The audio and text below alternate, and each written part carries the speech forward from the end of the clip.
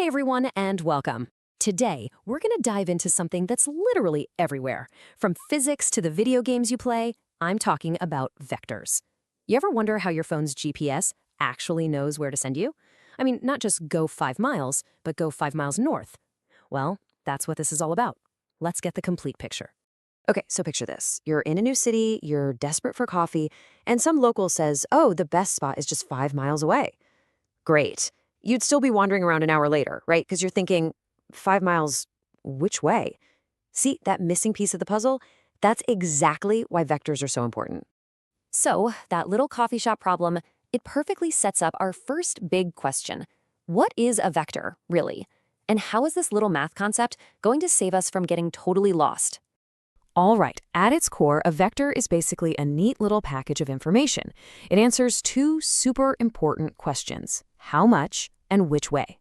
The how much part, that's what we call its magnitude. You can just think of it as its size or its strength. And the which way part, well, that's its direction. Simple as that. You absolutely need both to get the full story. And the best part is, we have a super easy way to draw these things. We just use arrows. It's so intuitive, right? The longer the arrow, the bigger its magnitude. And the little pointy end, well, that obviously tells you the direction. It's a really simple but powerful way to see both pieces of information at a glance. Okay, so not all vectors are created equal. You can kind of think of them like a family where you've got a few key players, each with their own unique role. So let's meet the key members of the vector family. First up, we have the zero vector. This one's easy. It's basically the "you are here" dot on a map. It has zero length, it hasn't gone anywhere yet, and because it hasn't moved, it doesn't really have a direction, does it? It's our starting block, the origin point for everything. Next, we've got the super useful unit vector. Now this guy has one job, and one job only: to point. That's it. Its magnitude is always exactly 1. Think of it like a perfect little compass needle. It's all about pure direction, no extra baggage. It just says, go this way. And rounding out our group, we have equal vectors. Think of these as identical twins. If two vectors have the exact same length and point in the exact same direction, they're the same vector. It doesn't matter where they start. And this is a really big deal because it means we can slide them all over the place on a graph. And as long as we don't change their length or direction, they're still the same thing. Super handy. All right, so we've met the family. We know who the players are. But what happens when they start to, interact? What are the rules of the game? Let's check it out. Okay, let's start with adding them together. The best way to think about this is like following a path. You take your first vector journey, right? And then from the exact point where you finished, you start your second vector journey. We call this the head-to-tail rule. You just line them up nose to tail. So what's the result? Well, the sum of those two vectors is what we call the resultant. And it's basically the ultimate shortcut. It's a single vector that goes straight from your original starting point all the way to your final destination. It's the direct route, ignoring all the little detours you took along the way. Okay, so addition makes sense. But what happens if you multiply a vector by just a regular old number? Like 2 or -5. We call these numbers scalars. It's just a fancy math term for a number that doesn't have a direction. So what do you think happens?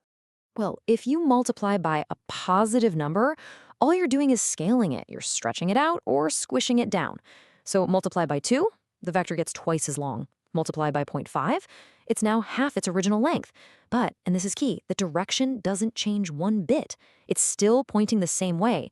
But this is where it gets really cool. What if you multiply by a negative number? Bam! The vector does a complete 180. It flips around and points in the exact opposite direction.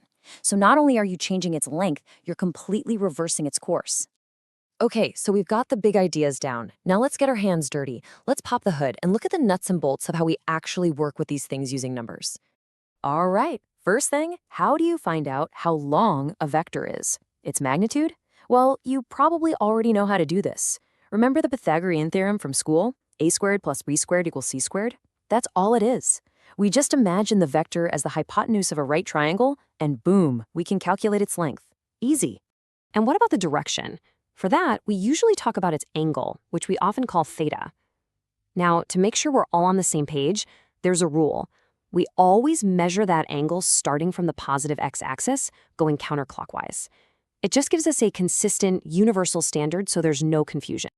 Now, this next part is maybe the most powerful way to think about vectors. You can write any vector as a simple recipe. All you do is break it down into its basic ingredients. How many steps do you take in the x direction? We call that the I component. And how many steps in the y direction? That's the j component.